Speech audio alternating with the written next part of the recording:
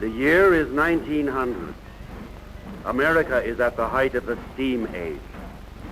The steam engine is the nation's prime mover.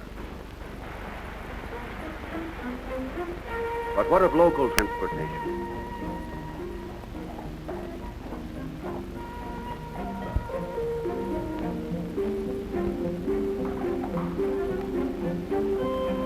In towns and cities, it's still the horse and buggy age. Local travel moves no faster than it has thousands of years.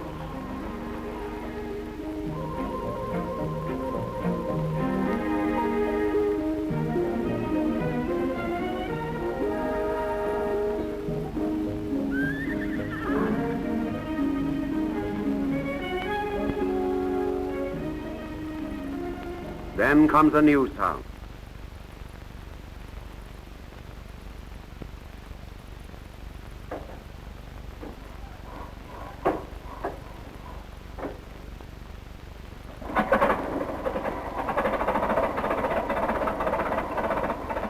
To many, the first automobiles, the horseless carriages, are just a hobby, a sport, a fad. But soon the gasoline engine is making over the whole American scene. For the first time in history, ordinary people can own their own personal machine for traveling. A machine better than any king or emperor ever had in the past.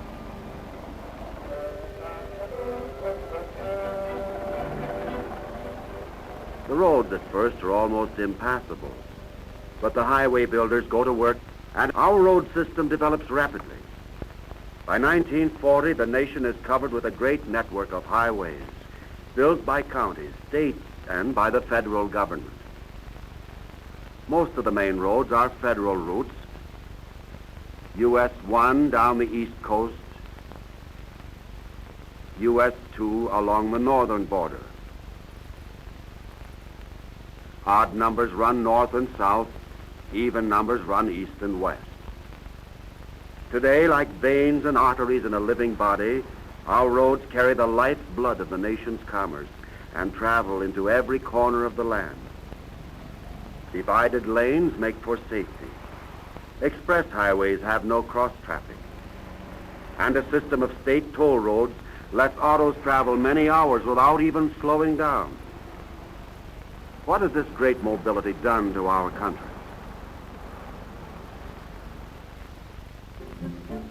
At first, city transportation depended on the horse and carriage. A man couldn't live far from where he worked. The carriage was put on rails in the early 1800s, and this was the first streetcar. But the going was still very slow. City transportation was speeded up with the cable car and the electric streetcar of the early 1900s, with elevated trains and the subway. These basic forms of city transportation are still used today, but they've been modernized. The electric streetcar was streamlined. The gasoline engine, too, was put to work. And in most cities today, buses have taken over the job of moving people. That is, those who aren't driving their own cars.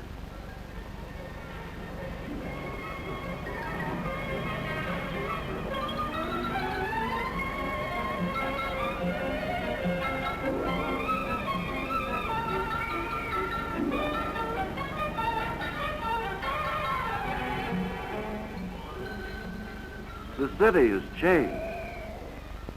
Twice each day we have that remarkable city phenomenon known as the rush hour.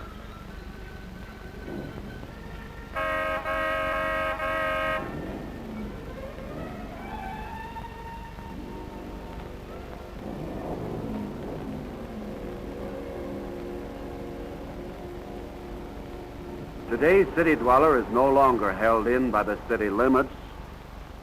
Today we talk about metropolitan areas with suburban towns around the city like so many satellites.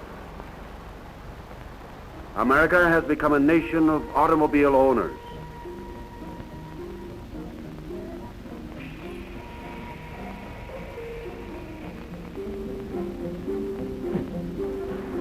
Old jobs of the horse and buggy days have given way to a vast new industry.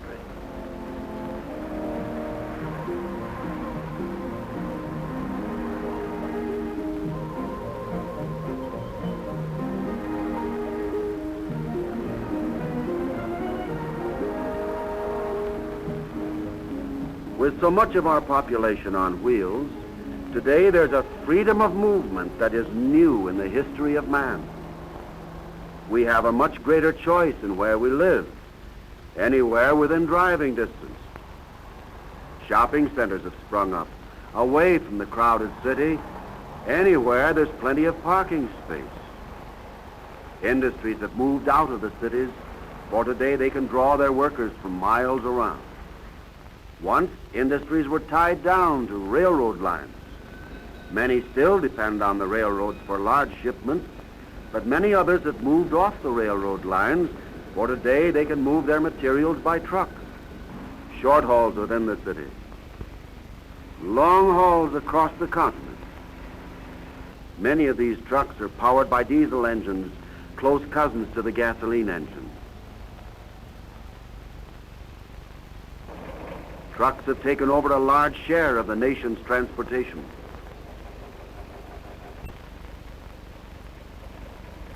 Sometimes trucks and railroads combined in a piggyback ride on the rails for long distances. Railroads still are very important in the transportation picture. The railroads are the heavy carriers, the long-distance haulers, carload lots, trainload lots. This is the kind of transportation the railroads still provide.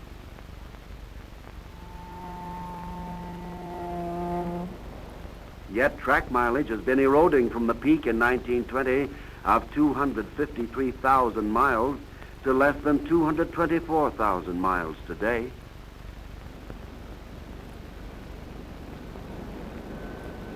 The giant electric diesel, powered by fuel oil, has taken over from the steam locomotive. Another mover of heavy freight has gained importance in the past few decades. Our inland waterways move vast tonnages in huge loads. They were the nation's first main arteries of commerce, and today they are gaining in importance. Diesel engines power the mighty towboats. Today's mass production needs mass movement, and big loads make the waterways economical. Today our waterways reach into much of the continent. Most important are the Atlantic system, the Great Mississippi River system, and the St. Lawrence Great Lakes system. This system, improved by the St. Lawrence Seaway, now lets ocean ships reach the 5 Great Lakes deep into the interior of North America.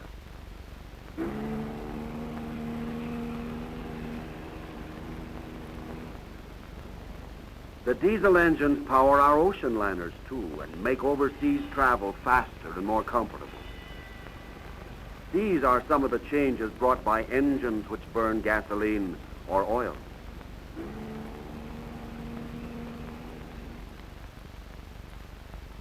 Now let's go back to the turn of the century, the beginning of the gasoline age, and pick up another thread: aviation.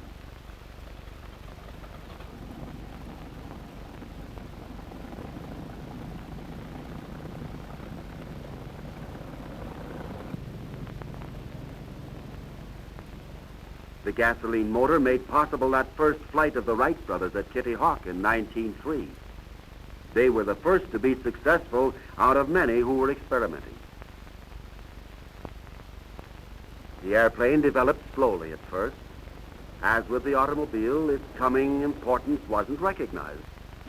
The airplane has speed, something we've always wanted in transportation. Soon commercial aircraft were flying passengers and freight,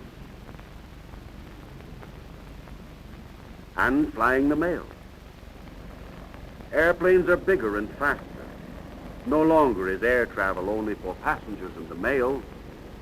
Today, air freight is being used more and more. By the end of the Second World War, nearly every town of any size had its airport. And today, commercial aviation is moving ahead in great steps. The airplane has added a new dimension to our growing freedom of movement. Commercial airlines cover the nation and beyond, and small charter airplanes fill in the spaces. Today, a company can have plants in many parts of the country and send its executives from one to another in a few hours. Today, overseas travel by air is only a matter of a few hours.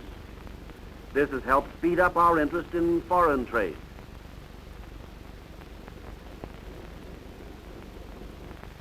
During World War II, jet propulsion was introduced.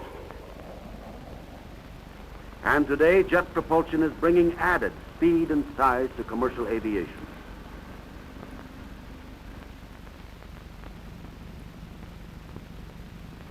After World War II, the helicopter was perfected. It overcomes one of the great problems of air travel, the dependence on an airport with long runways.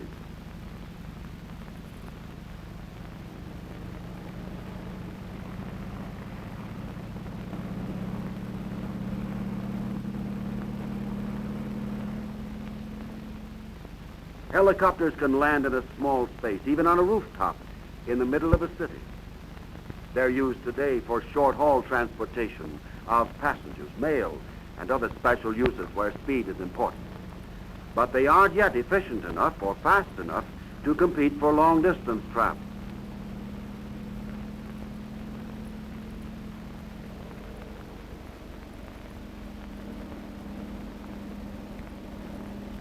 Today we're on the threshold of other great improvements in transportation.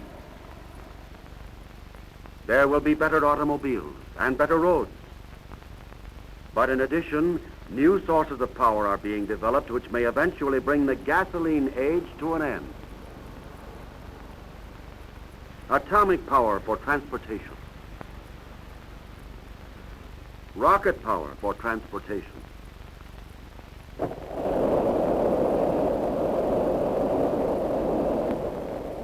These are symbols of our ceaseless drive to conquer space and time.